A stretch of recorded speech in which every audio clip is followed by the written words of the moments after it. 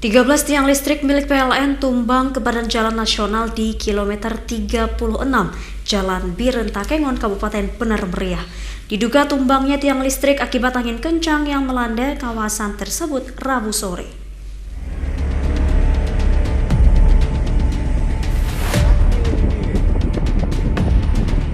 Beginilah kondisi pasca dilanda angin kencang dan hujan deras di kawasan Kampung Negeri Antara, Kecamatan Pinturi Megayo, Kabupaten Bener Meriah. Sejumlah tiang listrik PLN tumbang dan melintang di badan jalan nasional Biren Takengon.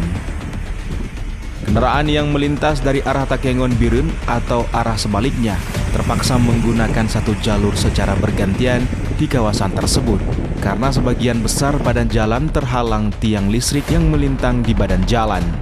Saksi mata warga setempat mengatakan sebelum kejadian tersebut, gemuruh angin terdengar kencang dan beberapa saat kemudian beberapa tiang listrik tumbang.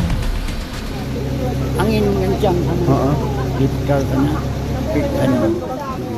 gempa, tiang keluar sini kan?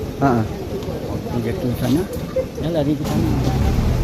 Pasca kejadian tersebut, petugas PLN langsung mengevakuasi tiang yang melintang di badan jalan tersebut.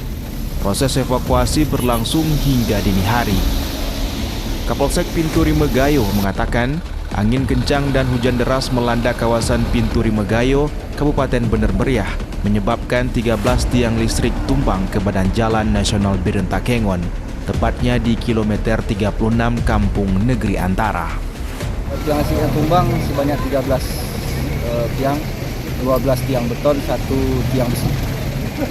Penyebab tumbangnya tadi pukul 14 memang terjadi hujan lebat dan angin kencang.